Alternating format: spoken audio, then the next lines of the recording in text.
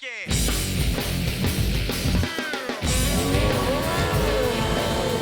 can be a frightening sight and sound when a sport bike rider blows by doing double or even triple the posted speed limit in traffic. Sometimes while doing death-defying stunts along the way. These motorcycles have such an acceleration rate. They can go from 0 to 120 that fast. Trooper Lonnie Haschel says pictures are often more powerful than words. When you see that bike hit the back of that car, watch this video closely.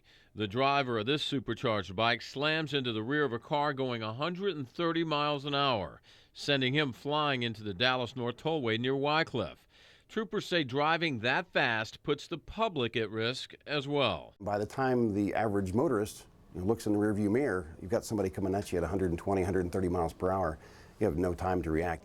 This is the first time Xavier Thacker has seen the video of his crash 1 month ago. I really didn't think I was going to make it. To be honest, I didn't think I was going to make it through it. That's the first time I've ever heard of anybody driving that fast and hitting the back of a vehicle and surviving. You kind of black out for a second, and by the time you look up, you just kind of hope that no other cars have hit you. January 1st of this year, Josh Chapman wiped out too. He was riding a wheelie going 70 miles an hour.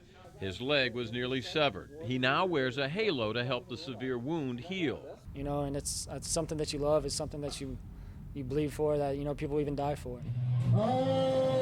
Both men admit they're addicted to high-powered sport bikes and love the risk of the ride.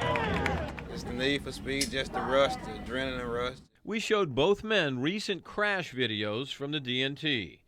This video, DPS says, shows two bikers riding at a high rate of speed when one loses control, hits the barrier and a light pole. He's killed almost instantly. His body is nearly run over by numerous unsuspecting motorists. His buddy on the other bike is going so fast, he doesn't even know his friend crashed. It lets you know how quickly something can go wrong. The U.S. government says 5,000 people died on motorcycles in 2007, the highest level since they began collecting data more than 30 years ago. Troopers say if you're involved in a crash, you're 35 times more likely to die on a motorcycle than in a passenger car. Still, some riders can't resist the rush.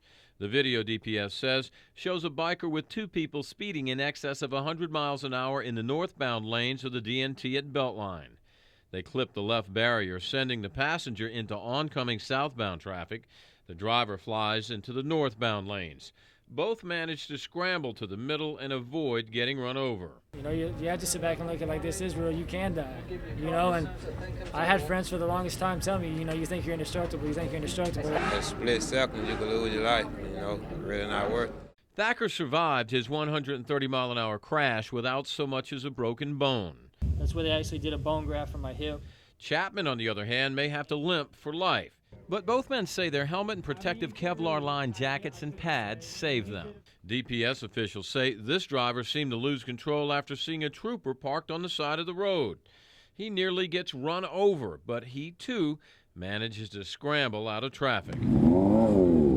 Thacker and Chapman both plan to ride again, but differently. Definitely. Why? People don't understand. Unless you ride, you'll never understand. I mean, it's a certain freedom that goes into it.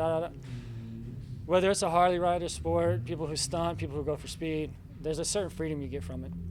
You know, and I think it's something hard to explain to the general public who sees this doing something they consider crazy, but to us, you know, like, it's the most peaceful thing in the world.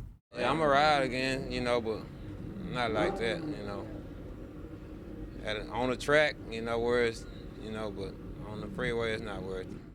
James Rose, Fox 4 News, Street Squad.